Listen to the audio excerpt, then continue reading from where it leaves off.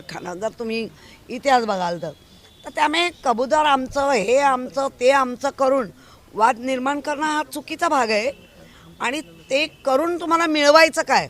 92-93ला दंगल झाली तेव्हा वाचवायला आमचा मराठी माणूसच होता आणि बाळासाहेब होते, आम्ही होतो. आता कुठून यांच्यात ताकद आली आहे? नको ती.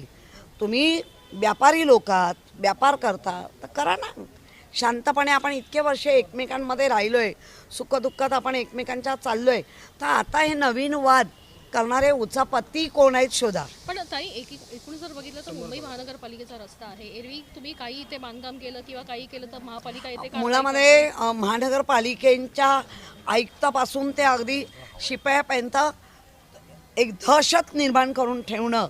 आता त्या बेडे मॅडम आहेत आमच्या, त्या किती दहशत मानतील किंवा मांडतायत त्या काही येणारा काळ ठरवेल. तुम्हाला वाटतं की मुंबई महानगरपालिकेचे सध्या महापौर आहेत किंवा अन्य मंडळी आहेत, अधिकारी आहेत, प्रशासन आहे, हे एका दहशतीखाली आहे?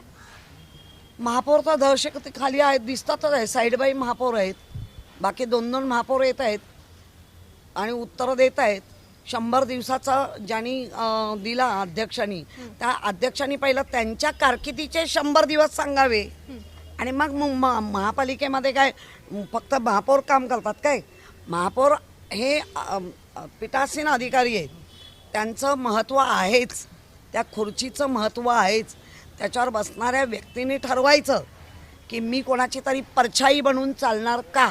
काल महापौरांच्या दालनामध्ये पुरोहित नगरसेवक जे पुरोहित आहेत त्यांच्या उपस्थितीत एक भोजपुरीमध्ये व्हिडिओ बनवण्यात आलेला आहे. थेट महापालिका जी मराठीचे गुणगान गाते त्यांच्या महापालिकेच्या कार्यालयात आता असे भोजपुरी व्हिडिओ बनवण्यात येत आहेत. भोजपुरी लोकांनी समजून घेतलं पाहिजे.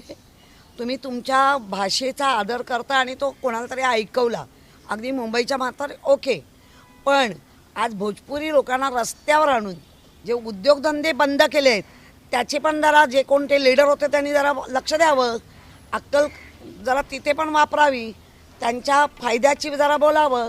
नुसतं भोजपुरीमध्ये बोलणं म्हणजे झालं नाही.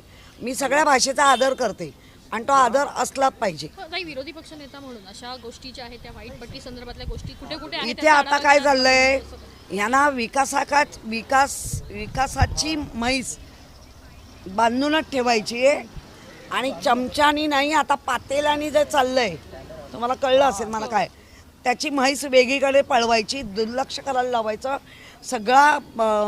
सगळ्यांचं बघण्याचा दृष्टिकोन डायव्हर्ट करायचा आणि जे आपल्याला साधायचं ते साधणं चालू आहे, सांधणं चालू आहे.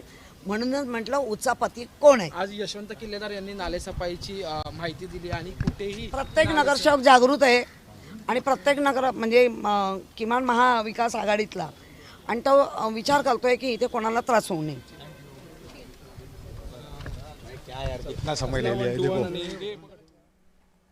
वाद निर्माण करून यांना काय करायचंय? शांतपणे व्यापार करा, माज कशाला, असं पेडणेकर म्हणालेले आहेत. अचानक ताकद कुठून आली असा प्रश्न त्यांनी उपस्थित केला.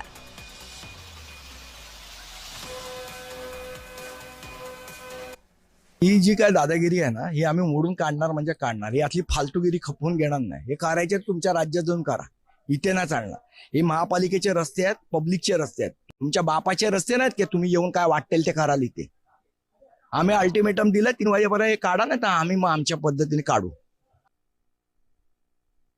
ये चातुर्मास शुरू होने से पहले लगाई है और ये बारिश है और वो हमारे साधु को तकलीफ होता है, इसके लिए यहाँ तक ही लगाए, रोड पे नहीं लगाए है क्योंकि ये परिसर में उनको आने जाने को तकलीफ कम पड़े. लेकिन सुनिए ना, इसके ऊपर भी अभी है ना लोगों का विरोध, उनका जो विरोध है वो उनका सोच है, वो कुछ भी कर सकते हैं. हर एक every individual has different view. आता तो मला असं हात करतो म्हणजे यांची दादागिरी कुठपर्यंत वाढली आहे ती बघा. म्हणजे हे धर्माचाच वाद आहे ना तुमचा. आपण सर्व हिंदू म्हणून जगतो या महाराष्ट्रामध्ये, या देशामध्ये, आणि आता हे धर्माचं जातीचं वाद चालू केलंय. या लोकांनी सुरुवात केली ही. आम्ही महाराष्ट्रीयन लोक खूप शांतपणे राहतो आणि सगळ्यांना आपला पाहुणा म्हणून आम्ही इथे वागणूक दिली, त्याचा आता आम्हाला त्रास होतो या सगळ्यांचा. आणि हे कुठेतरी आता थांबलं पाहिजे आणि आम्ही तर बोलणारच, आम्ही प्रत्येक गोष्टीला आवाज उठवणार. इथे पार्किंगचा पण खूप इश्यू होतो. पार्किंग टर्नवर ऐका, पार्किंग टर्नवर करतात आणि पार्किंग त्या बाजूला सुद्धा मुद्दामून ठेवतात. आता इकडचे बरेचसे ओल्ड एजेड माणसं इथून जाणार ना, तिथे टर्नवर ते लोक पार्किंग करतात. कितीतरी बायका तिथे टर्नवर पडलेले, का म्हणून मुद्दामून तुम्ही पार्किंग करता गाड्या? ओल्ड एजेड आहेत. हा पहिली गोष्ट. इथून ऍम्ब्युलन्स अडकली होती इथे. किती वेळा आम्ही कंप्लेंट केले. ते संदेश भोसले यांची मुलगी ऍडव्होकेट आहे, तिने केसेस केलेले आहेत. आणि आता तुम्ही आलात म्हणून सकाळी 5:30 वाजता आलाय ना, का इकडे रस्त्यावर युरिन टाकत असतात त्या बायका. यांच्यासाठी या बिल्डिंग वाल्यांनी एक वेगळी स्पेशल रूम गेलेली आहे पाठी. तिकडे ते राहतात, तिकडे हे करतात. तिकडे बेसिन असून सुद्धा त्या इकडे ते त्यांचे कपडे भांडी सगळे धुवायचं पाणी घेऊन येणार आणि इथे टाकणार, नाही तर रस्त्यात टाकणार. मागच्या किती वर्षांपासून सुरू आहे? हे 6 ते 7 वर्ष